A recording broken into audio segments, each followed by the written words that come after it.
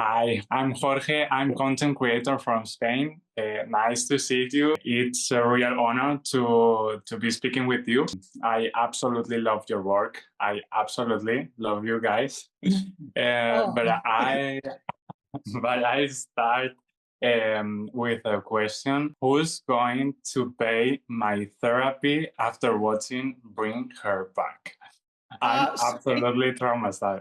Traumatized. I think Sony Pictures will take care of you. Yeah, I think it's a Sony Pictures Sony responsibility. Pictures will take care of that for you. I also need somebody to pay for my therapy too. I'm just kidding. This is the one of the best film I've seen in a long time. But I'm going to ask you: has there been any audience reaction that really surprised you? For example, someone walking out of the theater, or surprising reaction that you've seen? Yeah, there's been a bunch of faintings, which is crazy. I've been sent some videos from around the world of different audience members fainting in the cinema, and there was one where they had to pause the film so the EMTs could come in and help the person out. And then, yeah, like some people that have like anxiety or panic attacks while watching it, those feel really big and surprising to Oh, me. there has been some screenings where, in like the most horrific moments, People laugh. people laugh and clap. Hey! There was one. Yeah, there was one screening that we went to that was like a very horror audience. It was like part of a horror film festival, and a really extreme moment happened, and everybody was like, And and you like start cheering. But it depends on also crying. I was crying when I finished the film. It's very emotional. Yes, and that's been a thing as well.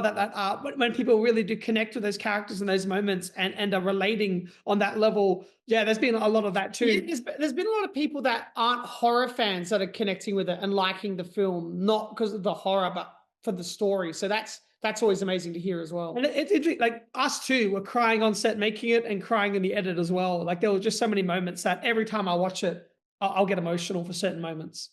Where do these terrifying ideas come from? Oh my gosh. Like one of the big inspiration points was our friend's little sister who was non-sighted. And she was wanting to catch the bus for the first time.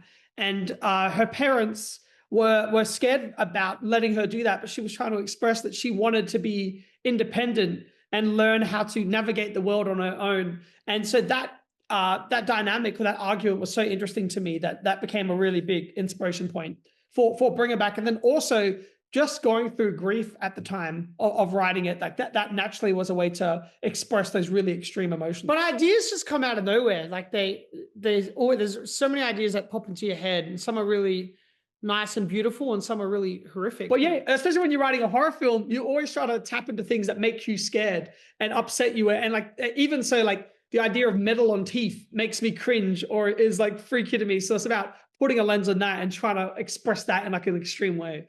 Yeah.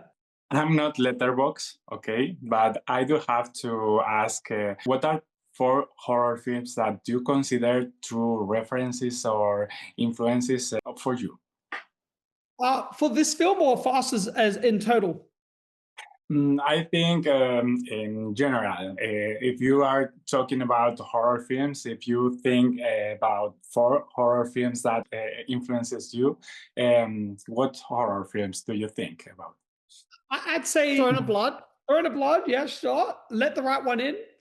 Exorcist. And oh my gosh, what's another horror film that hits? Oh, whatever happened to Baby Jane? Oh my God. Yeah. It's a good Oh, four, maybe. That's a good format. finally, I want to thank you for giving screen time and visibility to disabilities through Sora. I have family members with disabilities, and for them and for me, it means a lot to see that kind of representation in a film.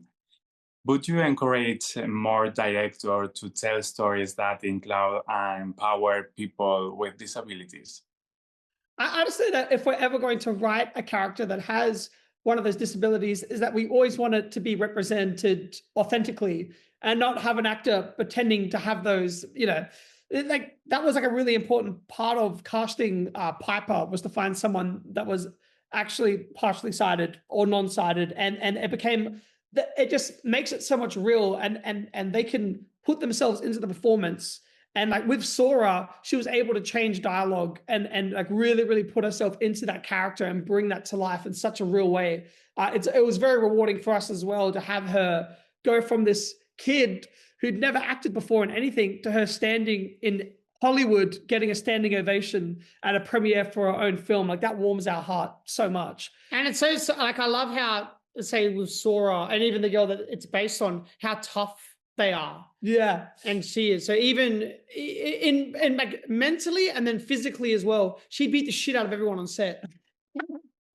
Yeah, like Dora loved the good wrestle. She loved fighting. And she wants to do all her own stunts and get in there and get down. And like she was for it, which it's incredible. It's so incredible to watch. There's like a scene at the end in a pool where there's a lot of stunts and a lot of physical things going on, and we had stunt people reserved to like help out with that, but they weren't needed because Sora just wanted to do everything, and she was so down for everything. The safety people are like, here's the pool, just she's like, yeah, and she just dived in. Yeah, she's so keen. That was incredible. But yeah, I think for the future, like I'm open to explore so many different characters. So I'm always open to it for sure. It's so important. Thank you for your work, and keep surprising and terrifying the world, because you do it very well. Thank you so much.